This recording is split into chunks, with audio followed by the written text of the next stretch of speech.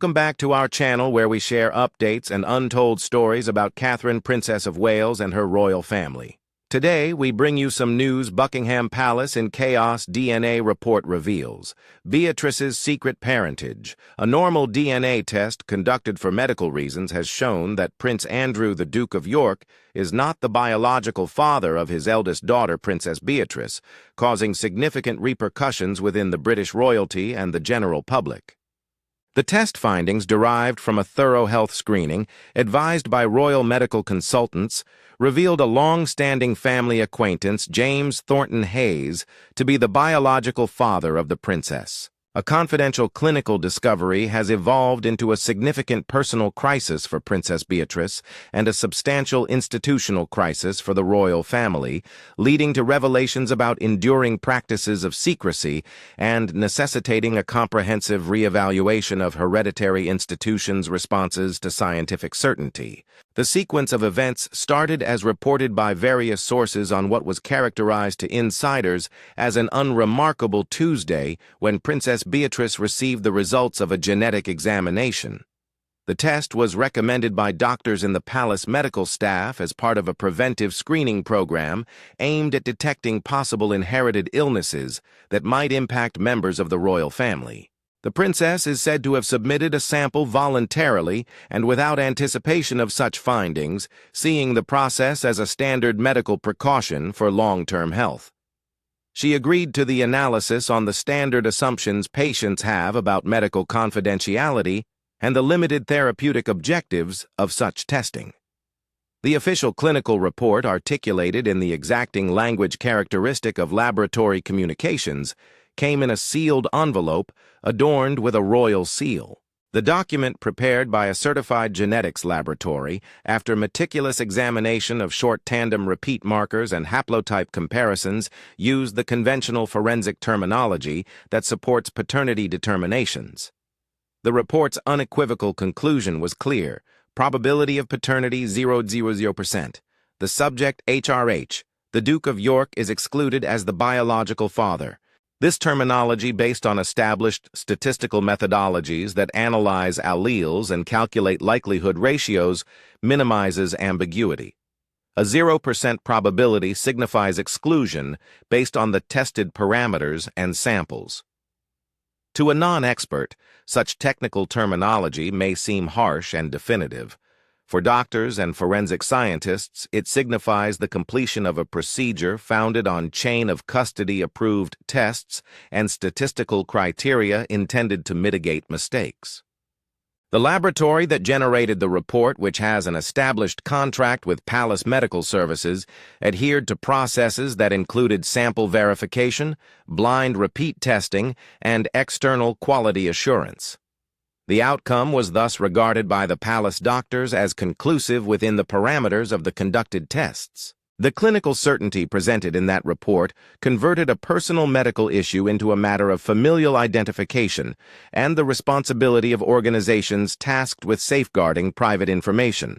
For Princess Beatrice, who had identified for 36 years with her established pedigree in the House of Windsor, the definitive scientific evidence of a DNA exclusion was deeply destabilizing. Her title, her publicly declared position in the line of succession, and her internal self-perception were founded on genealogies painstakingly documented by the palace and disseminated via official biographies, state papers, and ceremonial events. The perceived permanence of such recordings was swiftly challenged by actual facts contradicting the accepted public narrative. Witnesses in the immediate aftermath characterized the princess as experiencing profound shock and grief, overwhelmed by the ramifications of the revelation. Reports suggest she started to interrogate not just her biological lineage, but the whole of her life, experiences her relationship with the man who reared her, her connection with her mother, Sarah, Duchess of York, and her feeling of belonging among the upper echelons of the royal family. She reportedly walked the quiet sitting room where she received the package, scrutinizing the clinical terminology as if searching for a mistake that would reinstate old certainties. Friends said that she consistently posed pragmatic inquiries, such as the potential for sample contamination and the possibility of a clerical error prior to the conclusion's weight, rendering such alternatives improbable. An attendant, Alexandra Carmichael, reportedly found the princess some hours later still grasping the medical paper and seeming profoundly distressed. That intimate moment of revelation initiated a series of familial disputes and public revelations. The incident revealed an initial procedural violation. Senior palace officials allegedly opened the envelope purportedly to be informed about an issue concerning a senior royal prior to its delivery to the princess, which represented an early breach of medical confidentiality protocols and demonstrated how institutional priorities began to overshadow professional protections. Contextualizing the genesis of this secret necessitates a retroactive examination of the marriage of Prince Andrew and Sarah Ferguson in the mid-1980s.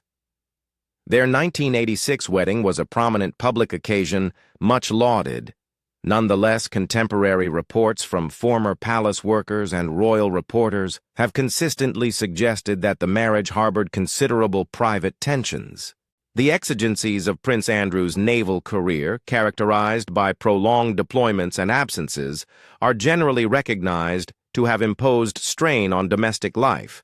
The Duchess subsequently became the subject of considerable media scrutiny that frequently highlighted her warmth and vivacity, obscuring the underlying tensions.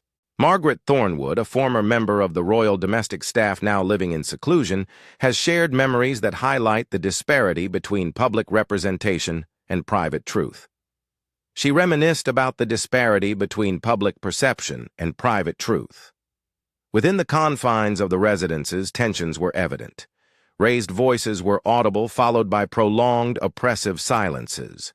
We were conditioned to remain oblivious, yet we were acutely aware. The facade of a harmonious family was intended for public consumption. This account, relayed discreetly by individuals closely associated with the monarchy, implies that the dynamics within the publicly visible family experienced similar strains and adjustments as numerous private unions, albeit complicated by the demands of status and ceremonial obligations.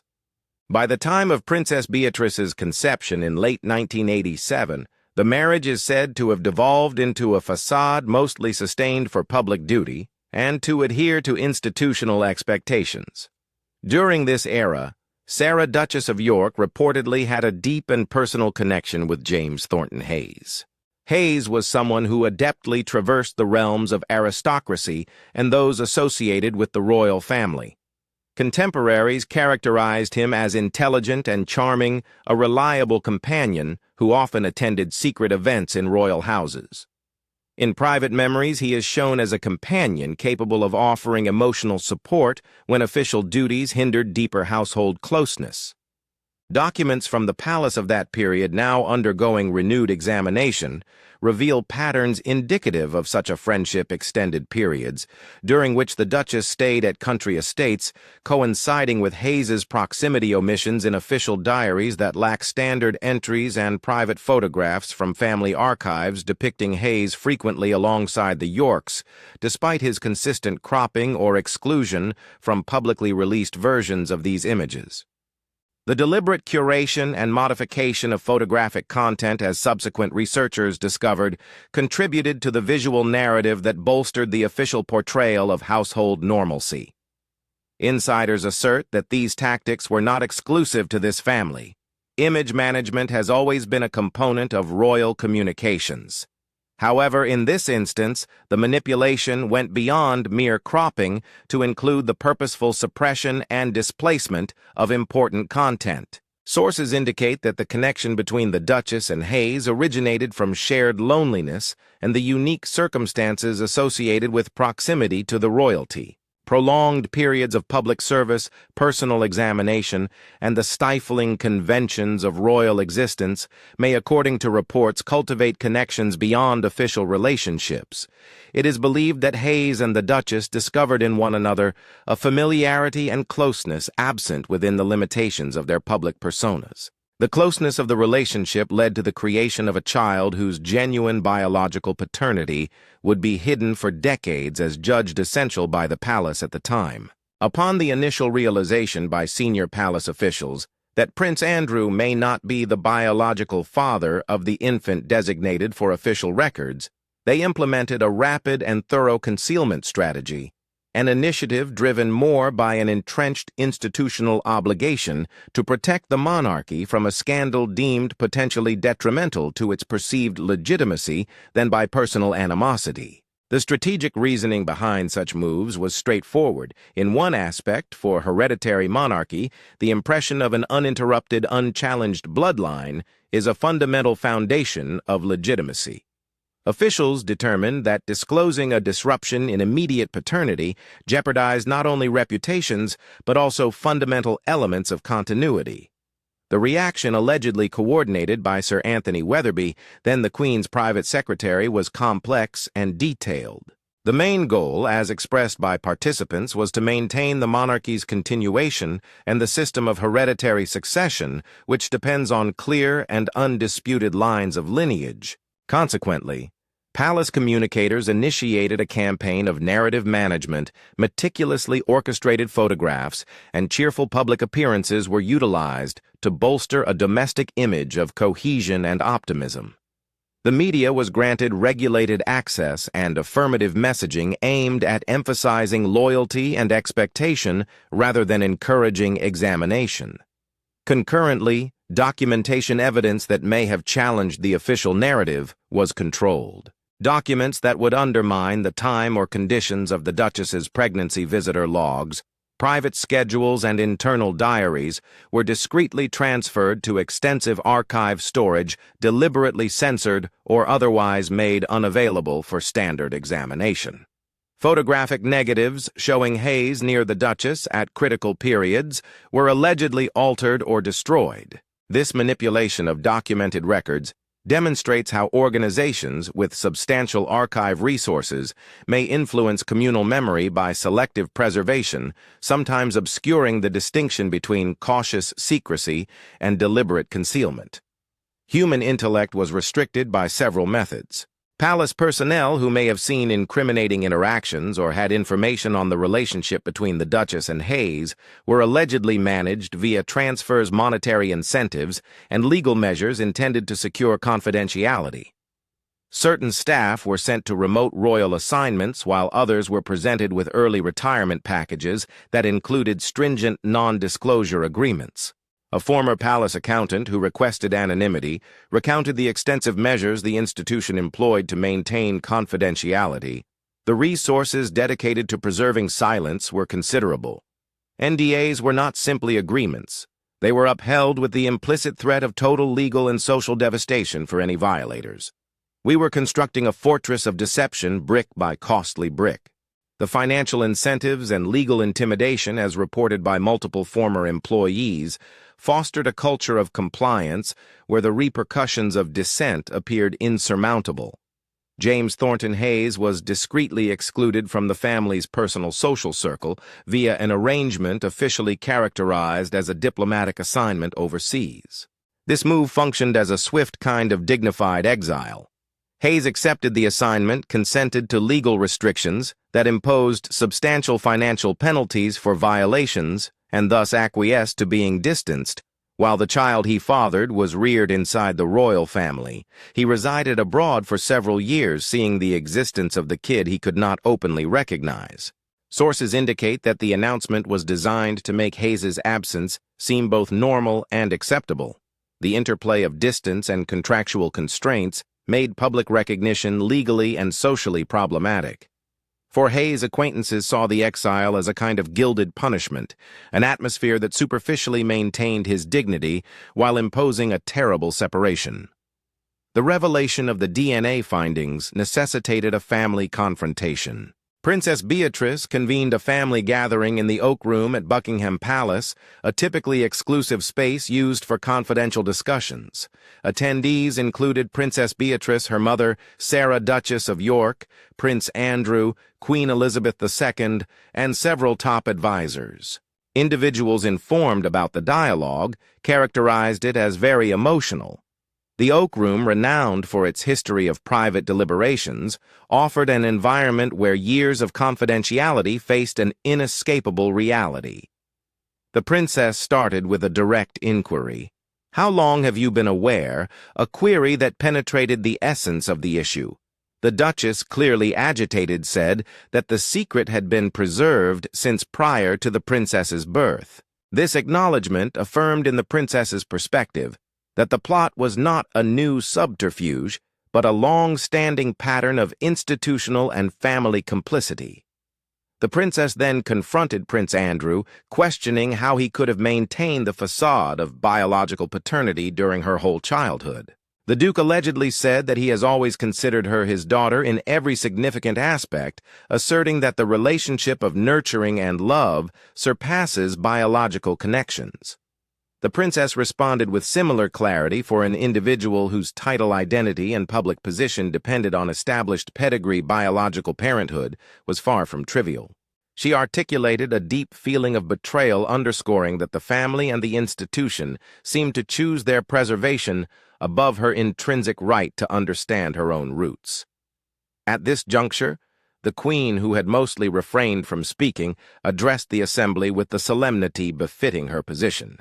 She characterized the decision to conceal the truth as one taken under considerable duress, aimed at safeguarding both the monarchy and the princess from controversy. "We safeguarded you, Beatrice," she is said to have stated. "We provided you with a life of privilege, security, and purpose. Do you believe James Thornton Hayes could have provided you with any of that?" This statement exposed the rationale guiding the palace's decisions, an evaluation that a life within the royal framework, despite the limitations and concessions it required, was more desirable than the upheavals that unfiltered truth could have caused. The princess's reply clarified the moral dilemma. She acknowledged the material security she had experienced, but asserted that the rights to knowledge of one's lineage and to a genuine connection were not secondary to institutional continuity. Her singular, unequivocal demand was both straightforward and momentous for the palace's strategists. "I wish to meet him. I wish to meet my biological father." This request epitomized the singular outcome the palace had most sought to evade, as a public acknowledgement of Hayes's paternity would dismantle the meticulously curated narrative the institution had upheld for decades and could provoke additional public and legal examination. The encounter between Princess Beatrice and James Thornton Hayes was meticulously organized at a secluded estate in Scotland, intentionally removed from public observation and media scrutiny. At 68, Hayes had returned to the United Kingdom after a lengthy diplomatic career and was living in seclusion. Acquaintances noted that the strain of concealing his fatherhood for 36 years had taken a significant physical and emotional toll. Their meeting, held in a secure and private environment, facilitated a leisurely dialogue that included practical matters, medical histories, family portraits, and relatives' names, as well as profound emotional inquiries that had been deferred for decades. Upon their meeting, onlookers remarked on an instant and pronounced physical resemblance, common eye color, and face form that made the biological connection evident to both parties. This was the princess's first experience of seeing elements of her genetic lineage in another individual. The moment of realization in personal memories was characterized as bittersweet. The long-awaited confirmation came with the awareness of the years she had been deprived. Hayes, at a loss for appropriate language, initiated the conversation by recognizing the ethical intricacies of his stance. Princess Beatrice said directly, "Why did you not advocate for me?" Hayes explained the limitation he encountered. Royal authorities had offered him what he saw as a choice devoid of real options. If he chose silence, his daughter would enjoy the privileges and protections of a royal upbringing. However, if he disputed the official paternity, he was cautioned that he would face significant financial penalties, social ostracism, and legal consequences, while his daughter would be at risk of public humiliation and a decline in status. "What type of father would I have been?" he inquired rhetorically, to expose my child to that turmoil for the sake of my own entitlements. He acknowledged, however, that by prioritizing the maintenance of her status, he had deprived Beatrice of the opportunity for a significant relationship with him, a decision he scrutinized daily.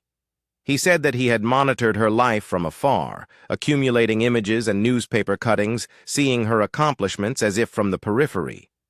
"I have loved you from the moment I became aware of your existence," he said, his voice faltering. "Being your father from afar has been both my greatest anguish and my utmost honor." Over the course of many hours, they meticulously recreated the events and choices that had resulted in the persistent secret. Hayes detailed the bond that developed between himself and the Duchess, noting that the timing of the pregnancy enabled the palace to depict Prince Andrew as the father, so solidifying that narrative in official documentation and public representations. He lamented the romance that had been rejected and the years of quiet. While the encounter did not eliminate the long-standing deceit or the emotional trauma it had inflicted, it established a basis for a sincere relationship in the future. The meeting provided Princess Beatrice with a crucial rectification of the omissions in her personal history and the first chance to establish a direct connection with the individual who shares her genetic heritage. In private comments revealed later, she regarded that moment as both liberating and sorrowful freedom in the sense of having a fuller explanation of her birth and sadness because of what she had been robbed of and because of the continued complications of public life. Despite the palace's attempts at suppression, the narrative was disclosed to the media. A junior employee, allegedly disenchanted by perceived institutional deceit, sent records and a comprehensive narrative to an investigative journalist. Within 48 hours, the news disseminated worldwide, generating a media frenzy. Newspapers and broadcasters led with stark headlines: "Royal Bloodline Scandal. DNA reveals Princess's true father and palace deception exposed." The affair dominated news cycles for weeks as commentators, experts, and the public dissected the moral and constitutional implications of a decades-long concealment. The dynamics of the leak and the subsequent fast amplification illuminated both modern news ecosystems and royal procedures. Social media platforms acted as catalysts, facilitating the widespread dissemination of private papers, annotated timelines, and anonymous testimony, while mainstream sources tried to authenticate the information. Continuous commentary occupied broadcast time. Legal and constitutional experts were called upon to evaluate the potential impact of the disclosure on succession law, and global media explored comparisons with other monarchs. Tabloids that previously depended on palace-provided official photographs increasingly scrutinized archives for signs of tampering. The surge of attention heightened the pressure on the royal family to react promptly and transparently, an area where the institution has always been prudent and systematic. However, public opinion diverged greatly from royal expectations. Because Princess Beatrice was the main victim of a family deceit, most people felt sorry for her. The hashtag #StandWithBeatrice quickly spread on social media, depicting her as a victim of uninformed life manipulation. Online petitions demanded a public apology, and comment threads were flooded with compassion from people who shared family secrets and emotional upheavals. Small protests outside Buckingham Palace demanded institutional transparency and responsibility, not punishment, for the princess. Parliament and the media debated hereditary monarchy's relevance in modern society after the occurrence. Constitutional scholars examined the line of succession's technical effects, noting that Princess Beatrice's status in the contemporary hierarchy made immediate legal upheaval unlikely. But the precedent of undisclosed paternity raised important questions about an institution whose legitimacy is largely based on untainted bloodlines. Attorneys explained that current succession law assumes legitimacy and descent based on public records unless contested through formal procedures. But the potential discrepancy between official biographies and biological parentage has created an unprecedented constitutional dilemma. Palace archivists and genealogists studying linked family histories during the crisis unearthed an unexpected detail. James Thornton Hayes's pedigree stretched many generations to a royal cadet branch. A cadet branch is the child of younger royal sons who may have married non-nobility and lost titles and legal status, but retained a genetic relationship. Genealogical studies tied Hayes's family indirectly to the monarchy, challenging popular myths. Palace communicators immediately tried to recast the narrative. If Hayes had distant royal pedigree, the princess's royal position had a genetic base, independent of the hidden father, minimizing legitimacy concerns.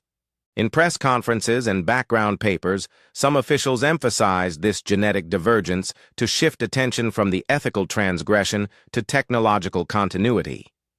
Princess Beatrice apparently rejected this reinterpretation as tail manipulation, arguing that genealogical interests did not alleviate the unfairness of not knowing her father. After the revelations, Princess Beatrice had to decide whether to give up her titles and official duties to live with Hayes or to stay in the royal family and take on a new role. She chose a third, untested approach. She agreed to stay in the royal family but demanded accountability and transparency. After talks, the palace agreed to produce a full and unequivocal public proclamation confirming her paternity, James Thornton Hayes's role, and the institutional duplicity that had disguised it. She said she wanted to utilize her position to advocate for genetic identification, family transparency, and the rights of children of unclear parentage. Her first public appearance following the catastrophe was at a charity that helps donor conception and other complex families. She declared, "I come before you as an individual whose identity was transformed without my permission," in a speech that went worldwide. "However, I also offer myself as someone who has come to realize that family transcends blood links, love is more true than titles, and truth, whatever its pain, is always better than convenient lies." This presentation marked a shift in her public identity from a royal entity solely defined by her inherited rank to an advocate using her experiences to address parenthood autonomy and institutional power. The event had immediate and quantitative cultural effects. As people sought answers about their origins, private paternity and ancestry tests experienced increased sales. Non-invasive prenatal testing and donor conception counseling clinics are receiving more requests for medical and psychological information. Mental health professionals reported a rise in requests for testing or therapy for comparable family revelations after the princess's experience. Dr. Helena Morrison, a family identification psychologist, coined the term the Beatrice effect to describe the cultural phenomenon where a major discovery inspired many people to investigate their genetics.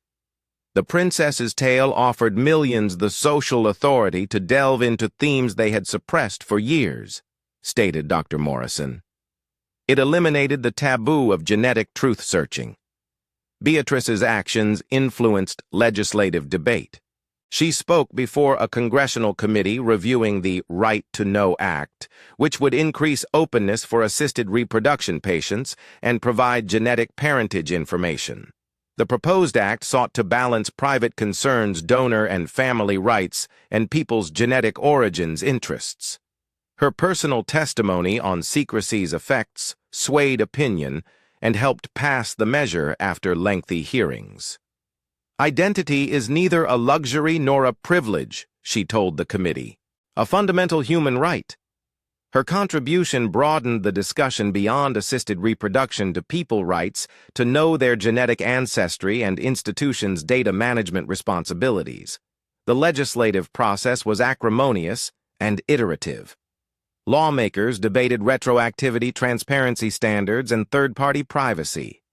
Amendments protected reasonable privacy rights by allowing the transmission of anonymized health data without donor names and allowing persons to seek exceptions under limited circumstances.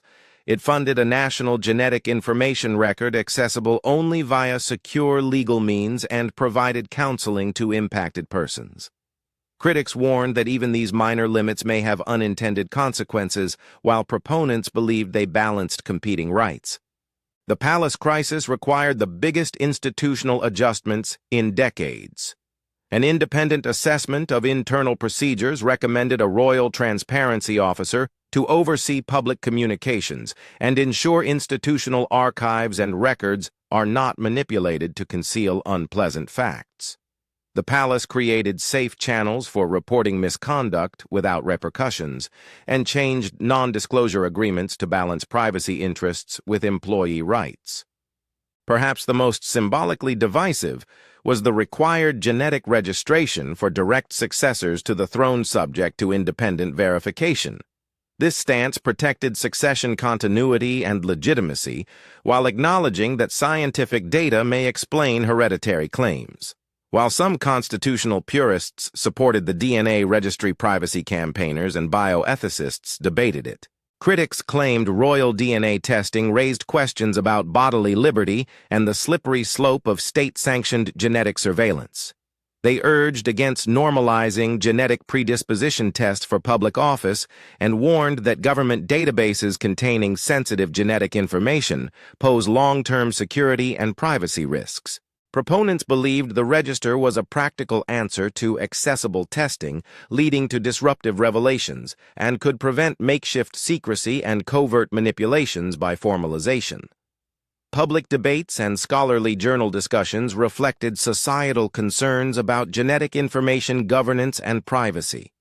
Data protection authorities stressed encryption access controls, independent oversight, limited keeping lengths, and legal penalties for misuse. Civil rights groups wanted expiration clauses and parliamentary oversight to avoid arbitrary registry extension. Ethicists stressed consent counseling and the right to remain ignorant, which resonated with public concerns over institutional biological disclosure rules. The episode prompted palace contemplation on its culture and contacts with staff and the public, as well as legal and procedural changes. Former NDA workers sued, settled, and made comments about the emotional toll. Reviewing recruitment practices and revising confidentiality and ethical decision-making training. The royal household apologized for mistakes and promised external assessments to ensure compliance with new standards. Thus, a secret medical problem has become a public tale of lying openness and institutional transformation. Princess Beatrice's traumatic discovery of her father helped her establish a more real public character and reevaluate her place in a venerable institution. Her campaigning suggests that monarchy may be shifting from bloodline to transparency and ethical responsibility. The tragedy forced the House of Windsor to face deep-rooted secrecy and begin a slow, difficult reform process.